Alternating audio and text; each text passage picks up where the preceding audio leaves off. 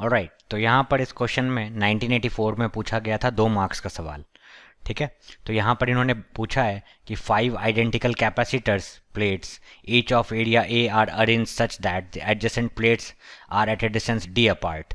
तो इन्होंने यहाँ पर 5 प्लेट दे दिया, एक प्लेट ऐसा, दूसरा प्लेट यहाँ पर, तीसरा यहाँ, चौथा यहाँ और पांचवा यहाँ। तो 5 प्लेट दे दिया और ये कह रहे हैं कि they are at a distance D apart. तो सबके बीच में डी सेपरेशन है और सबका जो एरिया है वो है ए, सबका एरिया ए है। ठीक है, तो अब ये कह रहे हैं कि the plates are connected to the source of EMF V as shown in the figure. तो इसको इन्होंने एक V पोटेंशियल डिफरेंस से यहाँ पर कनेक्ट कर दिया। ठीक है, नेगेटिव टर्मिनल इधर और पॉजिटिव टर्मिनल इधर। तो ये क्या कह रहे हैं, यहाँ पर पूछ रहे हैं कि find the charge on the plate 1 and on the plate 4। तो ये प्लेट 1 और प्लेट 4 पर चार्ज पूछ रहे हैं। तो ये तो दिख रहा है हमें कि ये पॉजिटिव टर्मिनल से जब ये कनेक्टेड है तो ये हमारा एक पॉजिटिव प्लेट हो जाएगा। सिमिलरली ये मेरा एक पॉजिटिव प्लेट हो जाएगा, ये मेरा पॉजिटिव प्लेट हो जाएगा। सिमिलरली ये मेरा एक नेगेटिव प्लेट हो जाएगा क्योंकि ये नेगेटिव टर्मिनल से कनेक्टेड है। ये मेरा सिमिलरली एक नेगेटिव प्लेट हो जाएगा। तो हमें क्या दिख रहा है यहाँ पर कि प्लस से माइनस यहाँ पर एक कैपेसिटर इस तरीके से बन जाता है और प्लस से माइनस यहाँ पर एक कैपेसिटर इस तरीके से बन जाता है। फिर ये पॉजिटिव टर्मिनल है, ये नेगेटिव है, तो ये एक और कैपेसिटर बन गया, और ये प्लस है और ये नेगेटिव है तो यहाँ पर ये एक और कैपेसिटर बन गया। तो इस तरीके से हमें यहाँ पर दिख रहा है कि टोटल 4 कैपेसिटर यहाँ पर बन जा रहे हैं। ठीक है, अब यहाँ पर इन्होंने पूछा है कि चार्ज क्या होगा प्लेट 1 पर।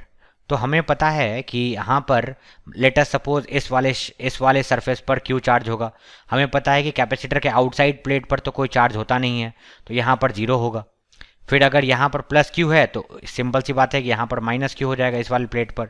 सिमिलरली इधर भी माइनस क्यू हो जाएगा, उसी लॉजिक से इधर आपका प्लस क्यू हो जाएगा और इधर भी आपका प्लस क्यू हो जाएगा क्योंकि ये पॉजिटिव टर्मिनल से कनेक्टेड है। सिमिलरली ये देखिएगा ये नेगेटिव टर्मिनल से कनेक्टेड है तो यहाँ पर एक माइनस क्यू हो जाएगा और सिमिलरली प्लेट के इस साइड भी एक माइनस क्यू हो जाएगा क्योंकि ये भी एक कैपेसिटर है। ठीक है, field originates from the positive charge and it terminates at the negative. तो ये भी एक नेगेटिव है, ये भी एक नेगेटिव, तो दोनों side minus Q minus Q. Similarly यहाँ पर ये हमारा प्लस क्यू हो जाएगा और इसके आउटसाइड में 0 हो जाएगा। तो ये हमारा चार्ज का रीअरेंजमेंट होगा। ठीक है, पर इन्होंने इतना सब कुछ पूछा नहीं है, इन्होंने बस पूछा है कि प्लेट 1 पर क्या चार्ज होगा। तो प्लेट 1 पर क्या चार्ज होगा का जवाब है कि देखते हैं, प्लेट 1 के एक साइड तो है 0 आउटर साइड और इनर साइड पर है प्लस क्यू।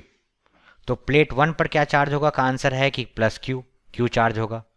और प्लेट 4 पर क्या चार्ज होगा का आंसर है कि प्लेट 4 पे देखिए एक साइड है माइनस क्यू और दूसरे साइड भी है माइनस क्यू।